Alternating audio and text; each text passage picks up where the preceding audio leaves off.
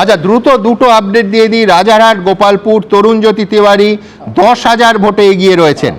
বিধাননগরে মন্ত্রী সুজিত বসু, বিদায়ী মন্ত্রী বলা ভালো, 6,000 ভোটে পিছিয়ে আছেন। দ্রুত একবার আপডেটের জন্য বিশ্বনাথ চক্রবর্তী। যেভাবে সারা রাজ্যের ছবি আসছে তাতে এই মুহূর্তে 23 জন মন্ত্রী কিন্তু পিছিয়ে আছে। 23 জন মন্ত্রী তাদের নিজ নিজ কনস্টিটুয়েন্সিতে পিছিয়ে আছে। সেটা চন্দ্রিমা ভট্টাচার্য থেকে শুরু করে ব্রাত্য বসু থেকে শুরু করে মানে 23 জন পিছিয়ে আছেন। আমি দ্রুত 6টা যেগুলো ফিগার আছে জাস্ট যাই। এক হচ্ছে ব্রাত্য বসু দমদমে, চন্দ্রিমা ভট্টাচার্য দমদম উত্তর, উদয়ন গুহ দিনহাটা, মানস ভূঁইয়া সবং সেচমন্ত্রী, বিদায়ী সেচমন্ত্রী, শ্রীকান্ত মাহাতো কনজিউমার অ্যাফেয়ার্স শালবনীতে পিছিয়ে রয়েছেন, সুজিত বসু বিধাননগরে পিছিয়ে আছেন। একেবারে সুমনদা বুঝতেই পারছেন যে প্রতিষ্ঠান বিরোধী হাওয়াটা কোন লেভেলে আছে, যে মন্ত্রীরা কিন্তু পরাজিত হচ্ছেন। আর উল্টো দিকে তিনটে জিনিস আপনাকে পরিষ্কার বলতে চাই, যে সামগ্রিকভাবে একটা পরিবর্তনের পক্ষে মানুষ যে রায় দিয়েছে। এখন জেলা ধরে ধরে আমি কয়েকটা বলি, আপনি বুঝতে পারবেন। মালদার মতন জেলাতে 60টা আসনে বিজেপি মানে এগিয়ে থাকা ডেফিনেটলি একটা বড় ধরনের অ্যান্টি ইনকমবেন্সি ফ্যাক্টর ছিল। মুর্শিদাবাদে 7খানা বিধানসভা কেন্দ্রে বিজেপি এই মুহূর্তে এগিয়ে আছে। নদিয়াতে 17টা আসনের মধ্যে 12টা আসন, মনে রাখবেন উত্তর নদিয়াতে মুসলিম এলাকাতেও কিন্তু বিজেপি এগিয়ে আছে। উত্তর 24 পরগনা তৃণমূলের গড়, সেখানে 13টা আসনে বিজেপি এগিয়ে আছে। দক্ষিণ 24 পরগনা যেখানে অভিষেক বন্দ্যোপাধ্যায় 7.5 লাখ ভোটে জিতেছিল, 7,15,000-এর বেশি ভোটে জিতেছিল। এক একটা কেন্দ্রে 1.5 লাখ 2 লাখ করে ভোটে জিতেছিল যে অভিষেক বন্দ্যোপাধ্যায়, তাকে আজকে উত্তর দিতে হবে যে কি ঘটলো 2024 সালের পরে এত অল্প সময়ের মধ্যে দক্ষিণ 24 পরগনায় তৃণমূল কংগ্রেসের এত বড় বিপর্যয় ঘটছে, এবং সেখানে 12টা আসনে এই মুহূর্তে কিন্তু বিজেপি এগিয়ে আছে।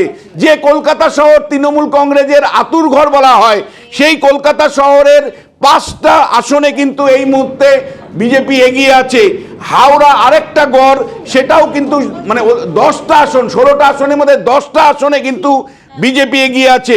হুগলি আরেকটা তৃণমূলের গড় বলা হয়, ভাবা হচ্ছিল কেবলমাত্র আরামবাগ সাব ডিভিশনে বিজেপি ভালো রেজাল্ট করবে, কিন্তু এখন দেখা যাচ্ছে হুগলির শিল্পাঞ্চল এবং শহরাঞ্চলেও কিন্তু খুব ভালো রেজাল্ট করছে। এমনকি চন্দননগরের মতন কনস্টিটুয়েন্সি, চুচুড়ার মতন কনস্টিটুয়েন্সিতেও কিন্তু বিজেপি এগিয়ে আছে।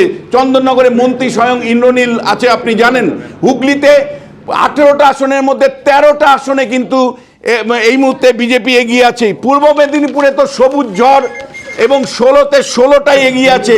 পশ্চিম মেদিনীপুরের আরেকটা 15টা আসনের জেলা, সেখানে কিন্তু একতরফা ভাবে আমরা দেখতে পাচ্ছি 11টা আসনে কিন্তু বিজেপি এগিয়ে আছে। ঝাড়গ্রামে 4টা আসনের মধ্যে সবগুলোতে বিজেপি এগিয়ে আছে।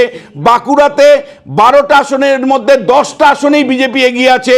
পুরুলিয়াতে 9টা আসনের মধ্যে 7টা আসনে বিজেপি এগিয়ে আছে। পূর্ব বর্ধমান দুর্গ তৃণমূল কংগ্রেসের, বাম জামানার পর পুরো বামেদের কর্মী সমর্থক বা সংগঠনটা পুরো তৃণমূলে ঢুকে গেছিল, সেই পূর্ব বর্ধমানে কিন্তু এই মুহূর্তে 9টা আসনে কিন্তু বিজেপি এগিয়ে আছে।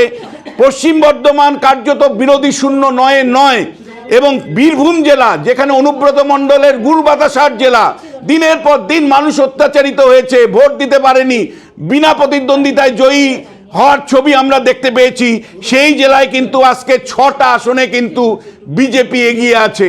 ফলে সামগ্রিক যে ছবি, তাতে উত্তরবঙ্গের, আমি বলছিলাম উত্তরবঙ্গ এবং জঙ্গলমহলের ঢেউয়ের কথা বলছিলাম, মানে গেরুয়া ঝড় বলছিলাম।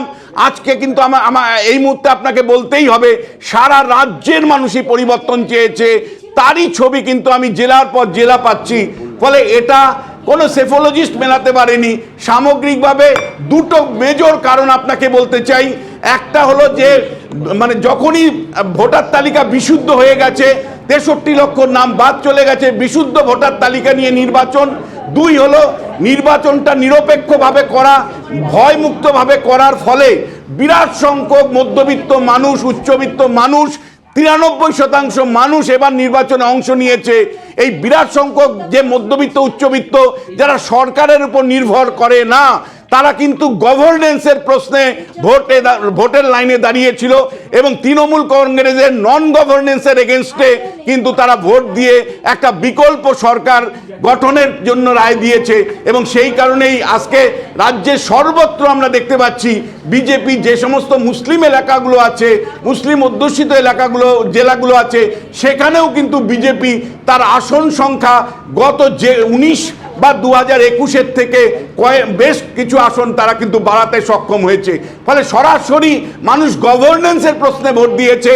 তৃণমূল কংগ্রেস বা মমতা বন্দ্যোপাধ্যায়ের নন গভর্নেন্সের এগেনস্টে সরাসরি মানুষের রায় হয়েছে। এবিপি আনন্দ, এগিয়ে থাকে, এগিয়ে রাখে।